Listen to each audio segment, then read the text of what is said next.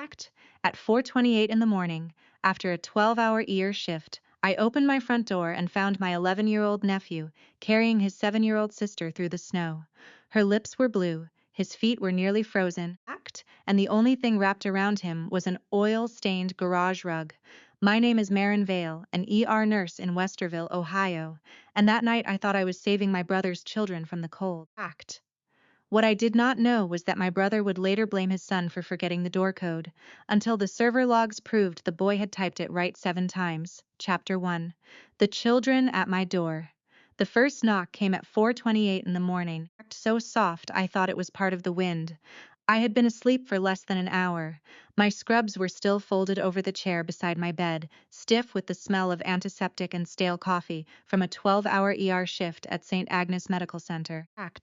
My body had gone heavy the second I hit the pillow, the kind of tired that sinks into your bones and makes even breathing feel like work. Then the knock came again, 3 weak taps. A pause. Then 2 more. Outside my bedroom window, the January wind scraped against the glass like fingernails. The weather app had warned us all night. 18 degrees, wind chill near 2. Lake effect snow blowing sideways across Westerville. I remember thinking no one should be outside in that weather unless something had gone terribly wrong. When the third knock came, it was followed by a sound I could not explain at first. A small broken breath. Not a cry, not quite a sob. A child trying not to make noise. I grabbed my phone, crossed the living room, and switched on the porch light. The snow on my front steps flashed white. For half a second, all I saw was the storm. Then I saw my nephew. Rowan Vale stood on my porch in wet pajama pants and sneakers with no socks. His lips were purple. His face was so pale it looked almost gray beneath the porch light. A filthy garage rug was dragged over one shoulder, stiff with oil stains and ice. His knees shook so hard I thought he might collapse before I could reach him. On his back was his little sister Lila. She was 7 years old. She wore a thin nightgown with faded moons on it, the kind of thing a child wears to bed in a warm house, not through a frozen Ohio night. Rowan's winter coat was wrapped around her small body. Her head rested against his shoulder, but her eyes were half open, unfocused. Her lips had a blue edge. Her fingertips looked gray. Each breath came short and sharp, packed with a thin rasp that made every part of me become a nurse before I had time to become an aunt. I pulled them inside. Rowan tried to say something, but his teeth were chattering too hard. He made it 2 steps past the doorway before his legs buckled. I caught Lila first, lowering her onto the couch, then helped Rowan down to the rug. His hands were stiff, curled as if they still remembered carrying her. I did not scream. I wanted to. I wanted to ask where Caleb was, where Tessa was. How 2 children from a heated house in Ridgewater Estates had ended up frozen on my porch in the middle of the night. But questions would not keep Lila breathing. I wrapped blankets around her torso first, keeping the heat close to her core. I checked her pulse, fast, weak. Her skin was cold under my fingers, too cold. I watched the rise of her chest and heard that tight, ugly sound in her airway. Respiratory distress, possible hypothermia. Maybe an asthma flare triggered by cold air. Maybe worse, Ron was on the floor beside me, shaking so violently the coffee table rattled. Still, his eyes stayed on Leela. Aunt Maren, he whispered, is Leela going to die? I pressed 2 fingers beneath Leela's jaw and felt for the pulse again. I made my voice steady because children hear fear better than adults think they do, not while I'm here. I called 911 and gave the dispatcher my name, my address, and my credentials. Maren Vale, ER nurse at St. Agnes Medical Center. 2 pediatric emergencies. Suspected hypothermia. 1 child in respiratory distress. Possible child neglect. I need ambulance and police. While the dispatcher stayed on the line, I set up the small nebulizer I kept from an old bronchitis bout and used saline only as a temporary measure to keep Lila's airway moist while we waited. I did not pretend it was treatment, it was time. Time until oxygen. Time until a pediatric team. Time until an ambulance could get through the snow. Rowan tried to sit up. Stay down, I told him. He shook his head. She needs the coat. That was when I understood. The coat around Lila was his. The filthy rug around Rowan was all he had kept for himself. Why did you give her your coat? His eyes flicked to me, glassy and exhausted. She's smaller. I had heard grown men in the ER beg for more blankets while their wives shivered beside them. I had watched parents panic, freeze, collapse. And here was an 11-year-old boy, with frost forming on his lashes, explaining sacrifice like it was simple math. The ambulance arrived 9 minutes later. Act. Officer Nolan Pierce from the Westerville Police Department followed right behind them, boots dark with slush, body camera blinking red. The paramedics moved quickly, professionally. Oxygen for Leela, warming blankets for both children. Act. A careful look at Rowan's feet, which made one of the medics glance at me in a way I understood immediately. Frostbite. Maybe mild, maybe not. As they loaded Lila onto the stretcher, Rowan grabbed my wrist with fingers that felt like ice. Act. Don't let them take her alone. I climbed into the ambulance with them. The ride to St. Agnes was a blur of sirens, white roads, and the soft mechanical hiss of oxygen. Lila lay strapped beneath blankets, her small face half hidden by the mask. Act. Rowan sat across from her, wrapped in silver thermal foil, staring like he could keep her alive by refusing to look away. That was when he started talking. Dad and Tessa left at 5:15, he said. They were going to a casino opening, Scioto River. Act. They said they'd be back before midnight. Caleb Vale was my older brother, 41 years old. Commercial insurance broker. The golden boy of our family, according to our mother. The man who lived in Ridgewater Estates with a smart home system. Act. Heated tile, a wine refrigerator worth more than my car, and apparently no adult watching his children. He said I could order pizza, Rowan continued. He said I was old enough. Tessa said paying a sitter was stupid when I could watch Lila for one night. Act. I asked about Kendra, the sitter they used to have Ron swallowed. His lips were still trembling. She quit. In September. Tessa didn't pay her right, and Dad said I was responsible enough now. Responsible enough. I looked at his bare ankles, cracked, red and white where the skin had been burned by cold, and felt something inside me go dangerously quiet. Rowan told me Snowdrop, their cat, had gone missing around 10. Lila had started crying because she was afraid the cat would freeze. Act. Rowan put on his coat and went out back to look. Lila followed because she did not want to be alone inside. Then the wind slammed the door, the bright latch smart lock engaged. Darian typed the code. Nothing. He typed it again. Nothing. He called Caleb. Act. No answer. He called Tessa. No answer. His phone was almost dead because he had let Lila play a restaurant game earlier to stop her from crying. By the time they got into the garage, the battery was gone. I asked the question anyone would ask. Act. Why not go to a neighbor? Rowan stared down at the thermal blanket in his lap. His face changed then, not from cold, but from shame. Dad said if I ever made the neighbors call the police, he'd make sure Leela and I never saw Snowdrop again. Act. And your house was the only one I knew would open. For a moment the ambulance seemed too quiet. He had not chosen the shortest distance.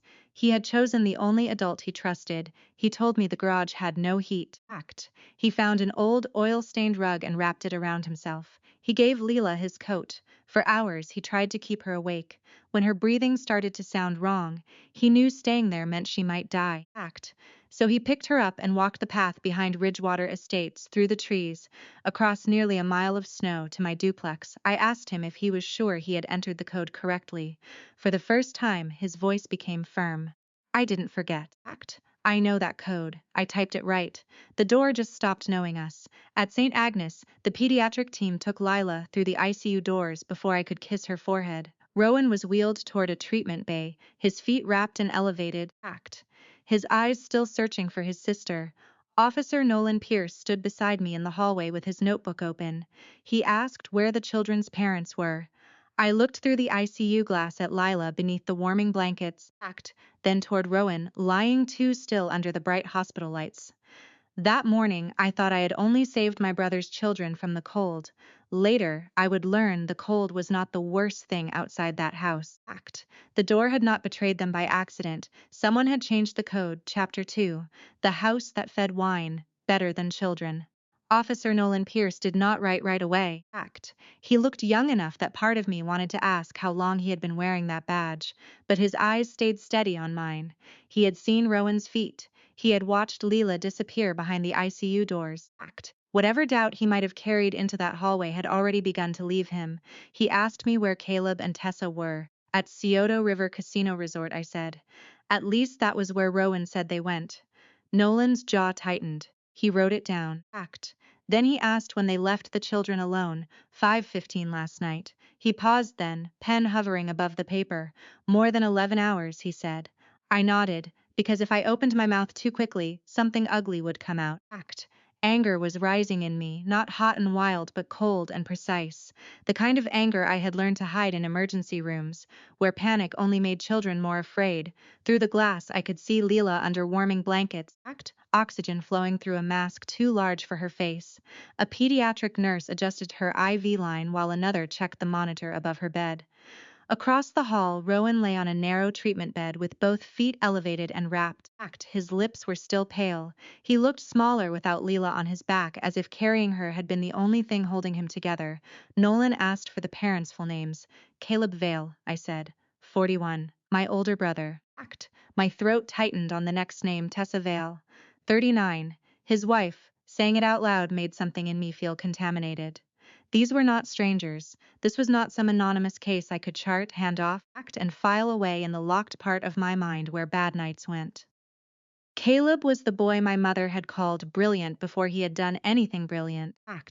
The son my father trusted with $82,000 of life insurance after he died in 2018 because Caleb had a family to provide for. I was the daughter who had picked up prescriptions, argued with billing departments, worked overtime, and still heard that my brother had more responsibility because he had children. Now his children were in my hospital because he had left them outside to freeze. At 9 in the morning, Caleb and Tessa arrived. I heard them before I saw them. Tessa's heels clicked too fast across the tile. Caleb's voice carried over the nurse's station, sharp and controlled, asking who was in charge. He wore a wrinkled suit and the same silver watch he liked to flash in family photos. His hair was flattened on one side, like he had slept in a chair. Tessa still had last night's makeup under her eyes, but her phone was in her hand, thumb moving, screen glowing. Neither of them asked where Leela was first. Caleb looked at Nolan and asked if there was already a report. Tessa looked toward the waiting room and asked if anyone had called the press. That was when whatever small part of me had wanted an explanation went silent. Caleb saw me and came forward with his arms half open, like he expected me to step into some old family role where I softened things for him. Maren, he said, this is a misunderstanding. I did not move. Your daughter is in the ICU. His face flickered, but not with grief. With calculation. Where is Rowan? Being treated for frostbite. Tessa made a soft sound, almost annoyed. Frostbite. Maren, come on. They were outside for a few minutes. Nolan looked up. I said they were outside long enough for Lila's core temperature to drop and for Rowan to lose feeling in his feet. Caleb pulled me toward the edge of the hallway, lowering his voice. He smelled like expensive cologne, stale liquor, and casino smoke. We can handle this privately, he said. You do not want CPS involved. I know you still have loans. What is it now, 38,000? 38,600, I said before I could stop myself. He nodded as if that made this a business meeting. I can take care of that. You tell them the lock malfunctioned. You tell them Rowan panicked and ran to you instead of waiting. Kids exaggerate when they are scared.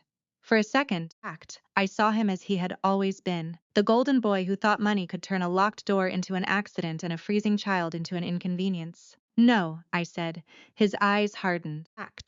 Then I will hire someone who will ask why you treated my daughter before the paramedics arrived. They will ask about that nebulizer. They will ask whether you followed protocol. You know how fast a nursing license can become a headline. Tessa stepped closer, her voice soft enough to sound almost kind. Maren, you live in a rented duplex with one bedroom. You really think Franklin County Children's Services will hand my babies to you instead of their real parents? I looked at her then, not at the smeared mascara, not at the phone still clutched in her hand, at her face waiting for shame that never came. My house may only have one bedroom, I said, but last night it was warmer than your garage. Caleb shoved me before I saw his hand move. My hip hit the side of a metal supply cart, and pain shot through my elbow as the cart slammed into the wall. The sound cracked down the hallway. A nurse turned. Nolan stepped forward. Before anyone else spoke, Rowan's voice cut through everything. Dad, stop lying. You left us outside. He had pushed himself upright on the treatment bed, face white with pain, hands gripping the sheet. His bandaged feet trembled above the blankets, but his eyes were clear. The hallway went silent. Caleb stared at his son like Rowan had betrayed him. Tessa started crying, but the tears came too fast, too practiced. She is turning them against us, Tessa said. She has always wanted our life. Nolan moved between us. Caleb was detained for assault and suspected child endangerment. Tessa was warned not to approach the children until Franklin County Children's Services made a determination. She screamed my name once as they led Caleb down the hall. I did not answer. By noon, Ruth Callahan arrived. She was 54, compact, gray-haired, and carried herself like a woman who had learned long ago that kindness without procedure could get children hurt. She introduced herself from Franklin County Children's Services and told me Rowan and Lila were under emergency protective custody. If you want emergency kinship placement, she said, your home will need to be assessed.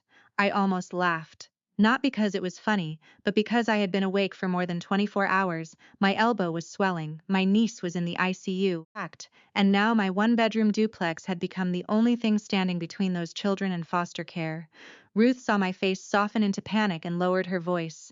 I know you saved them. But if I cut corners, their parents' attorney can use that against you later. That was the first thing anyone said that made sense. While I stayed at the hospital, Ruth and Nolan went to Ridgewater Estates. Later, Ruth told me what they found, but the pictures said more than her words ever could. Caleb and Tessa's house looked perfect from the street. Brick front, curved driveway, landscape lighting half buried in snow, security cameras tucked beneath the eaves. Inside, the thermostat was set to 72. The wine cabinet glowed behind glass, temperature-controlled $16,800 of imported bottles lined up like patients receiving better care than my niece and nephew. The refrigerator was almost empty. There was vodka, cocktail mixer, White Claw, and 2 slices of pizza curling at the edges in a cardboard box. No milk, no fruit, no lunch meat, no inhaler spacer, no children's vitamins.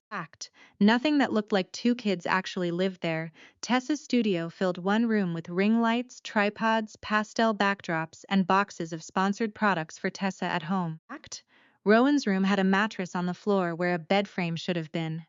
Ruth said the carpet still had square marks where furniture had been moved out. Lila's room had a toddler bed too small for her legs, one thin blanket, and an inhaler expired since October. On the wall near the kitchen, Nolan noticed the bright latch hub. In the trash beneath the mudroom bench, he found the box it came in. At the edge of the driveway, their neighbor Graham Holt came over in a brown winter coat and an old Brown's cap. He was 72, a retired school bus driver, and his voice shook when he told Nolan he had seen Rowan dragging black trash bags full of empty cans to Kroger in December. His driveway camera had caught it 3 times. He had thought maybe it was a chore. Then he admitted he had seen Leela sitting on the porch in a thin sweater while Tessa filmed inside. I should have called, he said. I kept telling myself rich people are just strange sometimes. Ruth also reached Kendra Mills, the former babysitter. Kendra confirmed she quit in September because Tessa paid late, treated her like cleaning staff for the studio, and Caleb said Rowan was old enough to handle his sister. Kendra said Rowan knew Lila's inhaler schedule better than Tessa did. Then Oak Ridge K through 8 sent records from Ms. Avery Sloan, the school counselor. Rowan sleeping in class. Lila visiting the nurse with a cough and no inhaler. A lunch account in the negative. Emails to Tessa that went unanswered or came back with accusations of overstepping. By the time Ruth called me that evening, my hand was wrapped around a paper cup of hospital coffee I had not tasted. This was not one bad night, she said. This was a pattern. I closed my eyes. She told me there was enough to support continued emergency protection, but if I wanted Rowan and Lila placed with me, I had 48 hours to make my home ready for assessment. I opened my banking app while she was still talking, less than $2,000 available. My love for those children did not matter if I could not prove I had beds, food, medicine, working alarms, transportation, and a plan Caleb's attorney could not tear apart. When I finally left the hospital, the sun was already low over Westerville. I drove back to my duplex, walked into my bedroom, and opened the small wooden box on my dresser. Inside was my grandmother's necklace. I held it in my palm for a long time, the silver chain cold against my skin. Sorry, Grandma, I whispered. They need a bed more than I need a memory. Chapter 3. The duplex they said was too small. By 9 that morning, I was standing under the buzzing lights of a pawn shop on State Street, watching a man with a jeweler's loupe hold my grandmother's necklace like it was just metal and stones. He turned it once, weighed it in his palm, and said, 4,200. I thought of my grandmother wearing it to church, of her hand resting on my shoulder the year my father got sick, of the only woman in my family who had never made me feel like love had to be earned by being useful. I nodded. Cashier's check or transfer, he asked. Transfer, my voice sounded normal. That surprised me. I did not cry in front of him. I did not tell him. The necklace had been the last thing in my dresser that felt like it belonged to a softer version of my life. I signed the paper, waited for the money to hit my account, then walked back to my car with empty fingers and a pulse that would not slow down. The laptop brought $780. The espresso machine I had bought after paying off my mother's last hospital bill brought $650.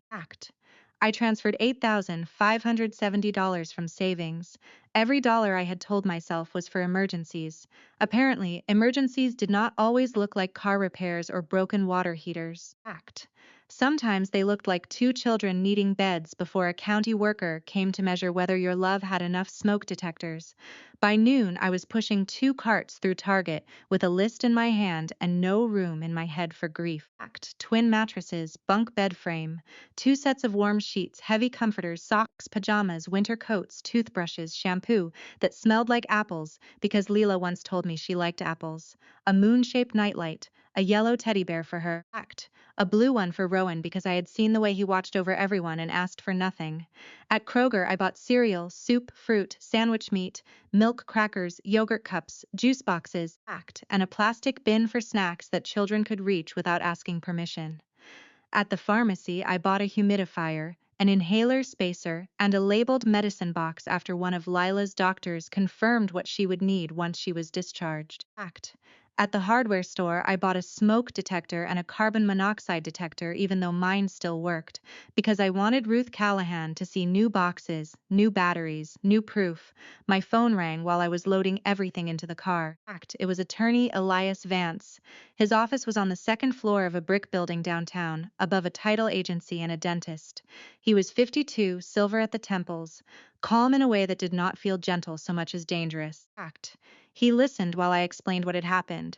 He asked precise questions and wrote down names without reacting. When I finished, he folded his hands on his desk.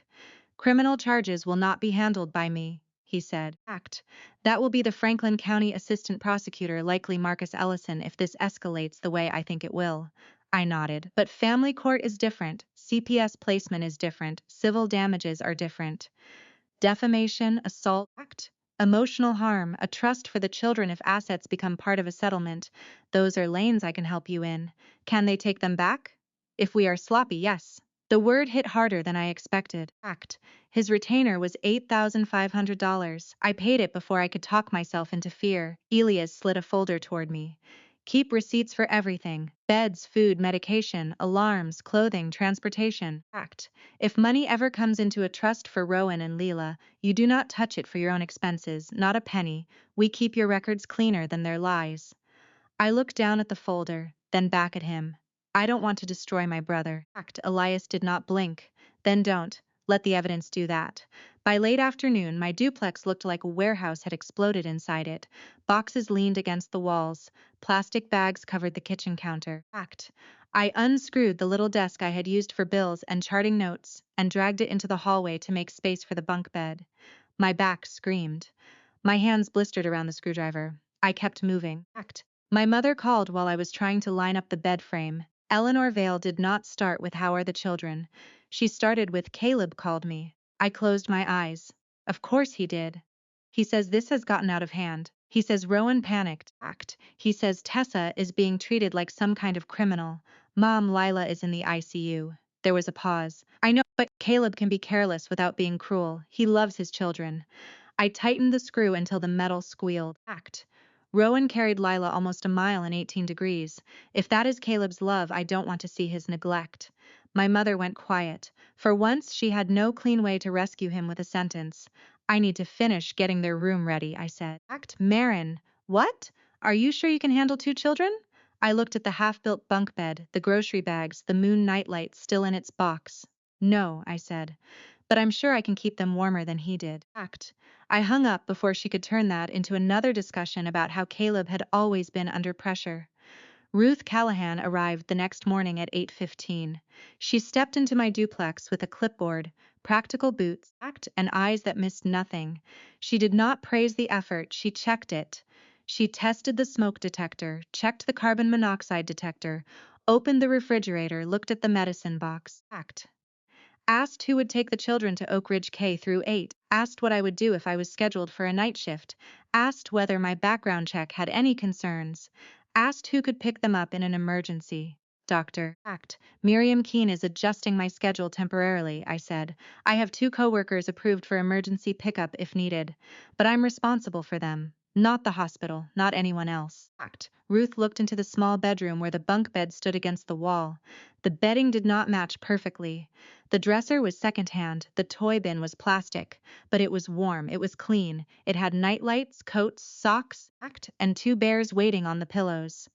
This is not a big house, Ruth said. My stomach dropped. Then she stamped the form. But it is a prepared house. I had to grip the kitchen counter. This is temporary, she reminded me. Emergency kinship placement. Caleb and Tessa can challenge it. There will be review hearing. Do you? I looked at her. I know they have more money. I know they have a bigger house. I know they will say I'm unstable, jealous, overstepping, whatever word makes them feel clean. But those children came to my door because they believed I would open it. So yes, I know. For the first time, Ruth's face softened. Then, pick them up when the hospital clears discharge. Leela came home first, bundled in a pink coat that still had the tag on it. Rowan came with crutches, bandaged feet, and an expression too careful for an 11-year-old. He entered my duplex like he was afraid touching something would make it disappear. Leela saw the yellow bear and stopped. Is that mine? Yes. She picked it up, then immediately reached for the blue one and held it out to Rowan. You need one too. Rowan stared at it. I'm not little. You were cold too, she said. He took it. In the bedroom, he looked at the top bunk, then at me. Am I allowed to sleep up there? You're allowed to be a kid here. That was the first time his face almost broke. At dinner, Lila ate half a bowl of soup, then looked toward the pantry. If I eat cereal tomorrow, will there still be some the next day? I set my spoon down slowly. In this house, breakfast doesn't disappear because you had dinner. She nodded like she was trying to memorize the rule. That night, at 4:30 in the morning, I heard a soft click. I found Rowan by the front door, one hand on the deadbolt, his crutches leaning against the wall. I'm sorry, he whispered. I just wanted to make sure it opens from the inside. I did not tell him to go back to bed. I took the spare key from the hook and placed it in his palm. You don't have to guard the door in this house. He looked down at the key, then closed his fingers around it. The next afternoon, Lila asked when we could find Snowdrop. I promised I would try, but the Ridgewater house was still part of the investigation. Her face fell and Rowan looked away like he had failed her again. Before I could say anything else, my phone began vibrating on the kitchen table. 1 notification, then 10, then too many to count. Tessa had posted a video from her Tessa at Home account. She sat under soft lighting, eyes wet, voice trembling. My children were taken from me by a bitter woman who never had a family of her own. The comments were already moving fast. Kidnapper, jealous aunt, fire her. Someone tagged St. Agnes Medical Center. Then my email chimed. Mandatory meeting tomorrow morning, 8 a.m. Subject: public allegations involving patient care. I looked toward the bedroom where Rowan and Lila were finally asleep under the roof I had built from everything I had left. Tessa had not come for them at the door. She had come through the screen, through my job, through the one thing I still needed to keep them safe. Chapter 4. The Perfect Mother went live. I walked into St. Agnes Medical Center the next morning, with a folder under one arm and a knot behind my ribs that made every breath feel measured. My coat still smelled faintly like snow from the night Rowan and Lila came to my door. My hair was pulled back too tightly. In the folder were receipts for beds, food, medicine, alarms, the emergency kinship placement notice, my own handwritten timeline, and copies of every message I had sent Elias Vance. I had built a room for those children in 48 hours, but one email from HR had made me feel like all of it could be taken apart before lunch. If I lost my job, Caleb and Tessa would use it. They would say I was unstable. They would say I had no income, no support, no right to keep two children from their real parents. They would make my work record, the one thing I had always kept clean, look like another weapon. Jeanette Morales from HR was already in the conference room when I arrived. Dr. Miriam Keene sat beside her, wearing the same calm expression she wore when trauma bays filled faster than staff could move. A man from risk management stood near the window with a laptop open. I sat down before my knees could decide not to hold me. I brought documentation, I said. Jeanette looked at the folder, then at me. We know. That answer scared me more than a question would have. Dr. Keene slid a tablet across the table. On the screen was hospital hallway footage. Caleb's hand on my shoulder, my body hitting the supply cart. Rowan sitting up on the treatment bed, bandaged feet trembling, shouting that his father had left them outside. Then came Lila's chart notes, the EMT report, Nolan Pierce's police summary, Ruth Callahan's emergency placement notice, a downloaded copy of Tessa's video, already logged and time-stamped. Dr. Keene folded her hands. We did not call you here to ask whether you failed those children. I could not speak. We called you here to tell you this hospital will not let an influencer rewrite what an ear nurse did to save them. Something inside my chest loosened so suddenly it hurt. Jeanette said St. Agnes was preparing a cease and desist letter. Risk management was documenting every call, every review, every public allegation Tessa made about patient care. The hospital legal team was reviewing defamation exposure because Tessa's was not only attacking me, she was suggesting St. Agnes had participated in a kidnapping.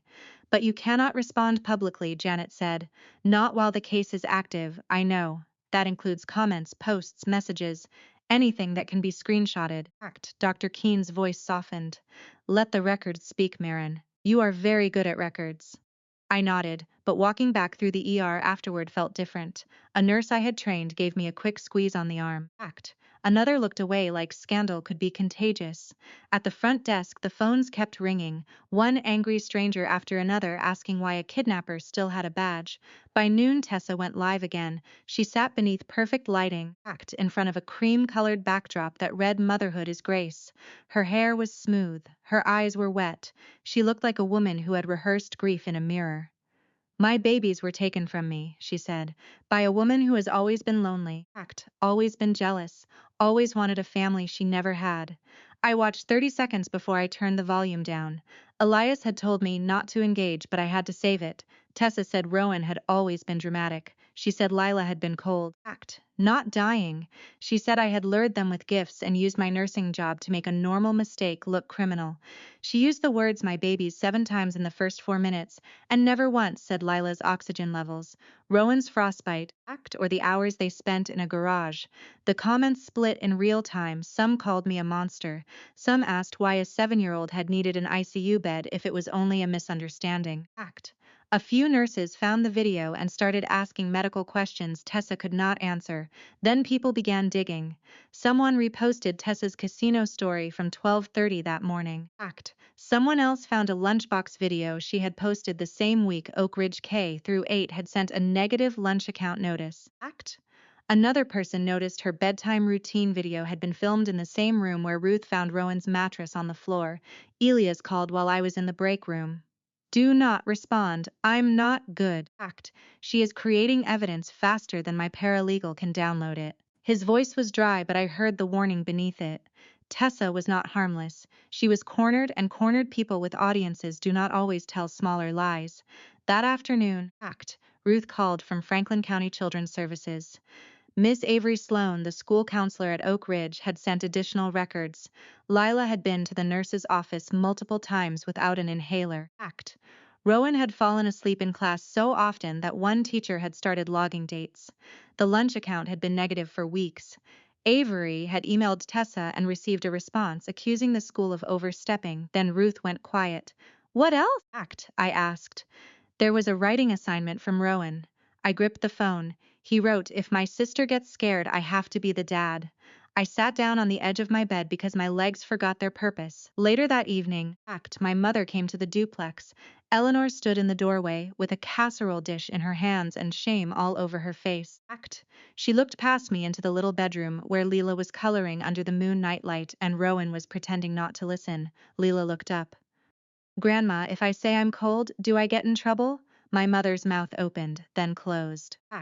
Rowan looked at her over the top of his book. Grandma, I didn't forget the code. Eleanor's eyes filled, but Rowan did not move toward her. I did not ask him to. Some apologies are not owed an audience. The next morning, Tessa crossed a line she could not uncross.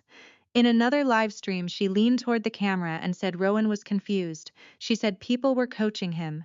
She said her son knew the truth and would tell it once he was away from me. I sent the clip to Elias. He sent it to Franklin County Assistant Prosecutor Marcus Ellison. Ruth added it to the CPS file as possible witness intimidation and a violation of the no contact restrictions. Still, one thing remained missing. Proof that Rowan had not forgotten the code. That evening, a message came from an account I did not recognize. I was there when Caleb changed the code. For several seconds, I did not breathe. The woman's name was Brooke Ellery. She was 40, part of Tessa's influencer circle, and she sent a photo from the casino after party. Caleb was in it, flushed and grinning, holding up his phone with the Bright Latch app open. Tessa stood behind him, laughing, a glass in her hand. Brooke wrote that Caleb had been drunk and showing off the new system. He said he could change the code from anywhere. Someone asked what happened if the kids needed to get inside. Caleb laughed and said Rowan knew better than to go outside. Then he changed the code to 8264 and called it his lucky blackjack pin. Brooke had stayed quiet because she was afraid of Tessa's followers. After she saw Leela's name connected to the ICU, she said she could not sleep. Elias filed an emergency motion for a preservation order against Brightlatch Smart Home the next morning. He warned me not to expect miracles overnight. The company had to preserve account access, device identification, timestamps, code changes, failed entry attempts, and location metadata if they had it. For 3 days I waited. I changed bandages. I measured Lila's breathing treatments. I packed school lunches. I watched Rowan check the front door less often but not stop completely. Then, at 6:17 in the morning, my phone rang. Elias did not say hello. Maren, the preliminary Bright Latch log is in. I stood outside the children's room listening to Rowan and Lila sleep. What does it say? His voice lowered.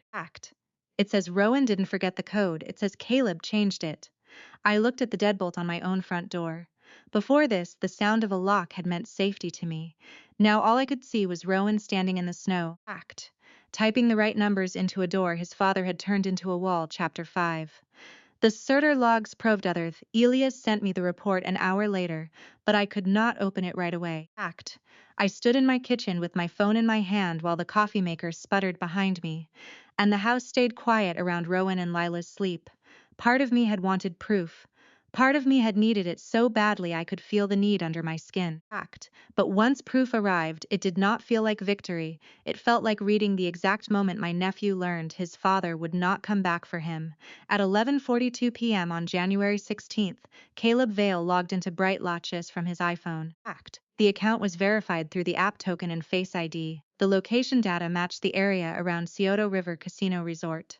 The code was changed to 8264. At 11:58, the first failed entry attempt came from the rear door at Ridgewater Estates, then another. 7 attempts between 11:58 and 12:10. The old code, the right code, entered again and again by an 11-year-old boy standing in the cold with his little sister beside him.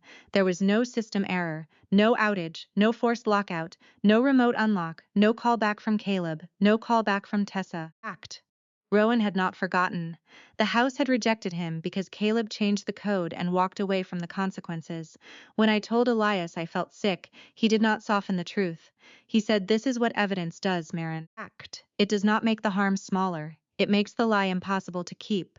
By noon, the Bright Latch records were with Franklin County Assistant Prosecutor Marcus Ellison, Ruth Callahan, and Officer Nolan Pierce. Elias made it clear again that Marcus handled the criminal case, not us.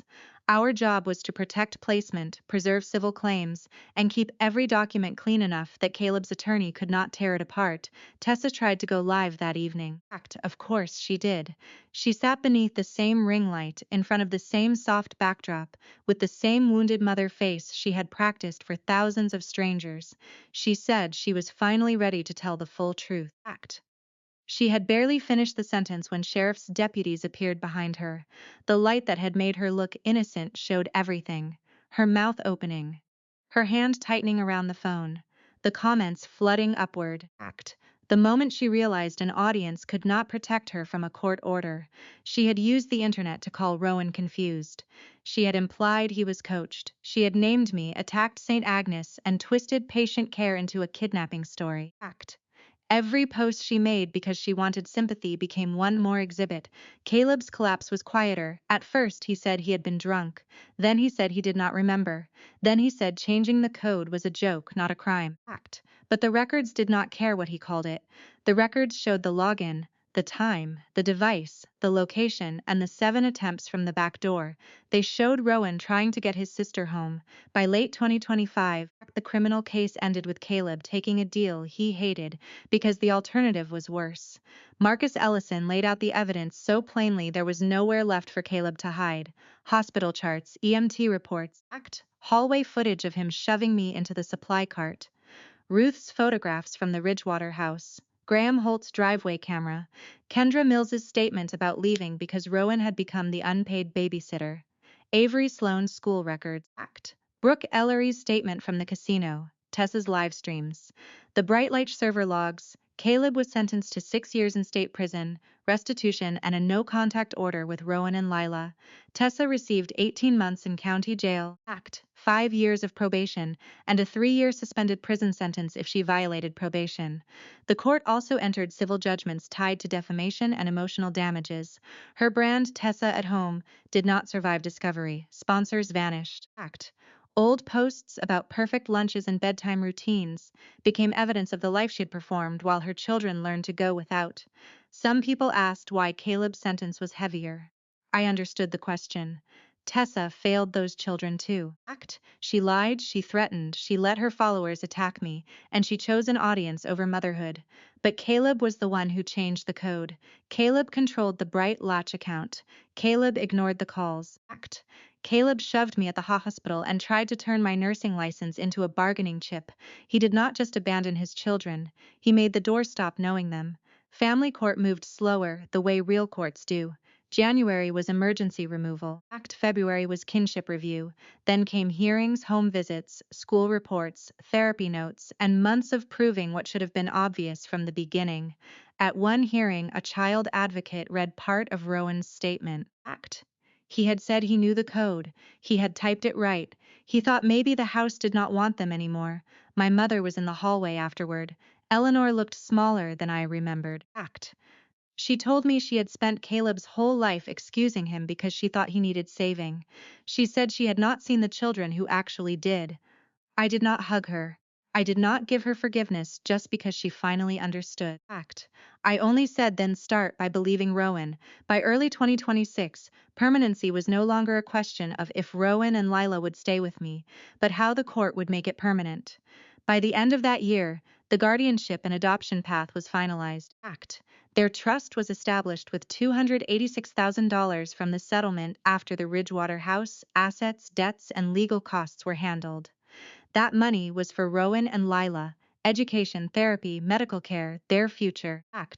I did not use a cent of it for my house. My house came from my own settlement, my savings, my raise, and months of saying no to everything I did not need. It was not a mansion.